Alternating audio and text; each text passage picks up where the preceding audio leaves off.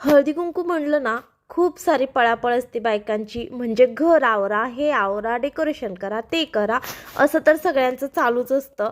तर माझं पण तेच चालू आहे. तर माझं आहे आज हळदी कुंकू, त्याच्यामुळे माझी ही सगळी पळापळ चालू आहे. तर घरातली सगळी कामं आवरून झाली, दुपार झाली होती आणि दुपारीच माझं हे सगळं काम चालू होतं. कारण घरातली कामं झाल्याशिवाय तर बाकीचं करता येत नाही. तर चला म्हणलं, सगळं आवरून झालं आणि नंतर डेकोरेशन करायला घेतलं आणि रांगोळी काढायला पण घेतली. आणि हे थोडंसं असं दरवाजात छान असतं, थोडंसं करून घेणार होते. खूप छान वाटत होतं आणि खूप प्रसन्न. तुम्हाला मोठा ब्लॉग बघायचा असेल ना, तर त्रिकोण वरती म्हणजे या व्हिडिओच्या वरती त्रिकोण बटन असेल, तिथं क्लिक करून मोठा ब्लॉग बघू शकता.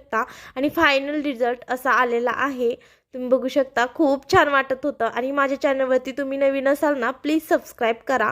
तर हे बघा असं केलेलं आहे सगळं. तर तुम्हाला मोठ्या ब्लॉगमध्ये पण खूप सारं बघायला भेटेल आणि मज्जा पण येईल बघताना. तर खूप छान वाटत होतं मला. म्हणजे असं काही कळत नव्हतं, इतकं छान झालं होतं. माझं घर खूप प्रसन्न वाटत होतं. आणि मी इथे हळदी कुंकासाठी वाण म्हणून ॲपल कटिंग करायचं ते आणलेलं होतं. नंतर देवाला पहिला वाण दाखवून घेतला आणि नंतर मग बायका यायला चालूच झाल्या आणि मी अशी तयार झाली होती. ते मोठ्या ब्लॉगमध्ये तुम्हाला व्यवस्थित बघायला भेटेल की मी कशी साडी घातलेली, काय काय घातलेलं वगैरे ते. अंगणात होते तुळस, तुळशीला लावते दिवा, सुधीर पाटलांसारखा साथीदार जन्मजन्मी हवा. शीतलच्या घरी मिळालं संक्रांतीचं वाण, शीतलच्या घरी मिळालं संक्रांतीचं वाण. गजानन रावांचं नाव घेते, त्यांच्यामुळेच मिळतो मला नाव घ्यायचा सन्मान. मुंबई टू नाशिक पेरलायला असून मी बसली रुसून यांना ऍक्टिव्हत बसून. हळू घे का जरा.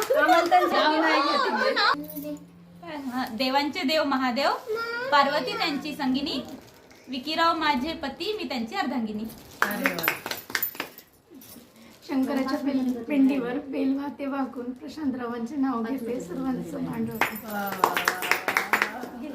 कुंकू कुणाचं? नितीन रावांचं. घेताय कुणाचं? गजानन रावांचं.